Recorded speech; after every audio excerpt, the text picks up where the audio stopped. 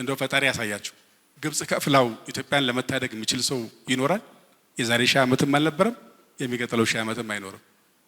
የግብጽን ሻህ የጠጣ ቀን እሱ ሰው ኢትዮጵያን ክዷል። በዚህ ልክ ነው መፈረጅ ያለብን። የተሻለ የሰከነ የተረጋጋ ህይወት ያለው አገር፣ ጤና፣ ትምህርት፣ ይሄንን ሂውማን ራይትስ የመሳሰሉት ላይ ፕሮሞት ማድረግ ነው። ጋዜጠኛ ይሄን ከሰራ ለኢትዮጵያ ኢንተረስት እየሰራ ነው።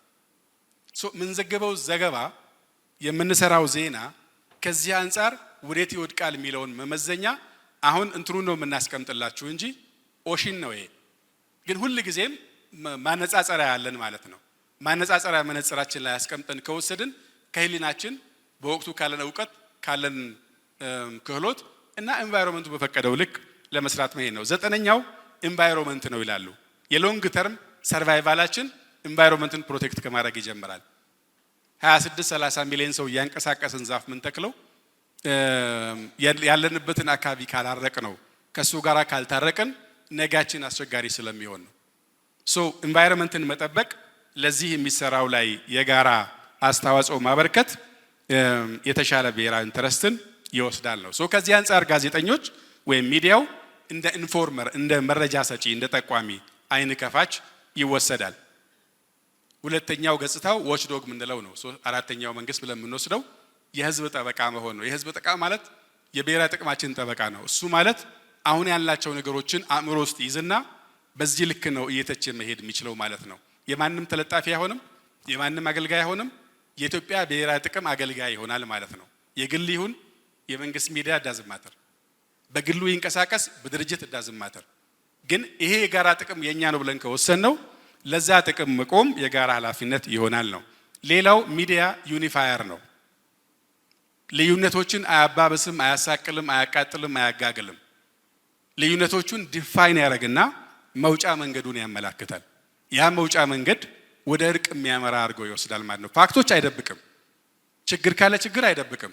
የችግሩ መውጫ መንገድ ያመላክታል። ኢንላይትመንት የበራለት ማለት እኮ መንገድ የሚያሳይ ማለት ነው። ለራሱማ ካልበራለት ወዴት ይወስዳል? ይሄ ነው ሌላኛው። ስለዚህ ከዚህ አንፃር የፐብሊክ ኦፒኒየን ሼፕ ያደርጋል። ኮንፍሊክት ሴኩሪቲ ሲመጣ ፕሮፐርሊ ማኔጅ ያደርጋል። ምርጫ ሲመጣ ከባያስ የጸዳ እንዲሆን ማድረግ ይችላል ማለት ነው። ከዚህ አንፃር ስወስደው ሚዲያን እንዴት ወሰድኩት? አንዱ መሞረጃ ነው፣ መውረድ ነው። ሚዲያ ሀሳብ ይሞረዳል፣ ይስላል፣ ሼፕ ያደርጋል። በአንድ በኩል መውረድ ናችሁ ማለት ነው፣ መሞረጃ ናችሁ። ራፍ ኤጅስ እየከረከማችሁ እያስተካከላችሁ የመሄድ አቅም አላችሁ፣ መሞረጃ ነው። ሁለተኛው መኮትኮቻ ነው። መኮትኮቻ ዘር ችግኝ እንዲለመልም ያደርጋል። መኮትኮቻ አረምን ለመንቀልም ይሰራል። የተዛቡ እሳቤዎችን የመንቀል የተሻሉ ጥቅሞችን ፕሮሞት የማድረግ እንደ መኮትኮቻ ራሳችሁን መውሰድ ትችላላችሁ። ሌላው ማበጠሪያ ነው፣ ወንፊት ነው። ሁሉን ነገር አግበስብሶ አይጭንም፣ ይመዝናል፣ ያበጥራል፣ ይለያል። ለህዝብ የማይጠቅመውን በኩል ወደ ኋላ ወስዶ የተሻለውን ፕሮሞት ያደርጋል። አራተኛው ማዳበሪያ ነው፣ ፈርቲላይዘር ነው። ሚዲያ ሀሳብ ይዘራል፣ ሀሳብ ይረጫል። የተሻሉ ሀሳቦች፣ አግባቢ ሀሳቦች፣ እድገት የሚያመጡ መረጋጋት የሚያመጡ ሀሳቦችን ፕሮሞት ያደርጋል። ማዳበሪያ ግን ያው ዞሮ ዞሮ ለሁለቱም ይሰራል። መዶሻም ስትሆኑ አረሙን ትታችሁ ዘሩን ልትነቅሉበት ትችላላችሁ፣ በእጃችሁ ነው ያለው። ማበጠራም ሲሆን እንደ ነገሩ በስርዓቱ ካላዛችሁት ቆሻሻውንም ዘሩንም አንድ ላይ የሚያሳልፍ ይሆናል። የማዳበሪያም ሲሆን ማዳበሪያ እኩል ከበተነው እኮ አረሙንም ያኛውንም የሚነቅለው። የት ጋር ነው የምናስቀምጠው የእናንተን ሀሳብ እንደ ማዳበሪያ ከተወሰደ የሚል ከራስ ነው መጀመሪያ፣ ሁሌም ከራስ ነው መጀመሪያ ያለበት ቻሌንጅ። መጀመሪያ እውቀት፣ በቂ እውቀት አለኝ ወይ? ሁለተኛ ክህሎት፣ ለመማር ዝግጁ ነኝ ወይ? ለማዳበር በቀጥተኛው መንገድ። ሶስተኛው ከራስ ሚለው ከምትሰሩበት ተቋም። ሌላው ፈተና መርሳት የለባችሁ ድህነት ነው። አሁን ብዙ ሚዲያዎች በአንዳንድ ኤምባሲዎች ተጽዕኖ ስር ይወድቃሉ።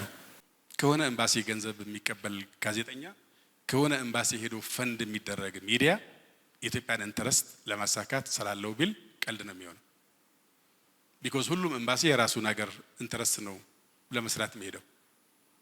በንጆም እንደሚሰራ እናውቃለን፣ ኤምባሲም እንደሚሰራ እናውቃለን።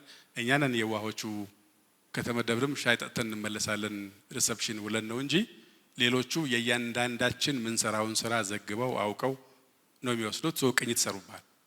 ድህነት የሚያመጣብህ ጣጣ አለ። በእግርህ አለመቆም በመንግስት ብቻ አይደለም፣ በሚዲያው ብቻ አይደለም፣ በግለሰብ ጋዜጠኛ ፈተና ያመጣል። ይሄም አንድ ጫና አለባችሁ። ነፃ ሆናችሁ እንዳሰሩ የሚከለክላችሁ አለ። አሁን አንዳንድ ሚዲያዎችን ስናስጠነቅቅ የመጀመሪያ የማን ሀገር መግለጫ ቀድሞ እንደሚወጣ እናውቃለን። ለምሳሌ የሆነ ኤንጂኦ በሆነ ምክንያት ማስጠንቀቅ ከጀመርን ቶሎ ብለው መጥተው ውጭ ጉዳይና የበጎ አድራጎት ድርጅቶችን ሄደው ቀድሞ የሚሄዱ የማን ሀገር ኤምባሲ እንደሆነ እናውቃለን። የሆነ ሚዲያ ላይ የሆነ ነገር ስትሉ ቀድሞ የሚሄደው ኤምባሲ ከፋይ ነው ማለት ነው። ስለዚህ ከራሳችን ድህነትም ከራሳችንም ክብርም ጋር የምንፋለመው ነገር ስላለ ከኛ ጋር የምናደርገው ትግልም የሰመረ መሆን አለበት። የውጭ ስርገት ሌላው ነው። እልፍ አላፍ ገንዘብ ይገባል፣ እልፍ አላፍ ትርክት ይገባል፣ ብዙ አሳይመንት ሰጥተሃል። በቃ አሁን የሚጮሁ አንቂዎቻችን የዩቲዩበሩ ቲክቶከሩ ምናምኑ አንዳንዱ ጋር ምናምን ታዩት አለ፣ ሚዲያው አለ። ፓርቲ አቋቁሞ በግብጽ ተከፍሎት እንደው ፈጣሪ ያሳያችሁ። ግብጽ ከፍላው ኢትዮጵያን ለመታደግ የሚችል ሰው ይኖራል? የዛሬ 1000 ዓመትም አልነበረም፣ የሚቀጥለው 1000 ዓመትም አይኖርም። የግብጽን ሻህ የጠጣ ቀን እሱ ሰው ኢትዮጵያን ክዷል። በዚህ ልክ ነው መፈረጅ ያለብን። ሚዲያዎች ይህንንም ፋይት ማድረግ አለባቸው። ኢትዮጵያ ወደ ክብሯ ከፍ እንዲል ከተፈለገ ኮሌክቲቭ ጥቅሞቻችን እንዲመጡ ከተፈለገ እዛም ላይ መስራት አለብን ነው።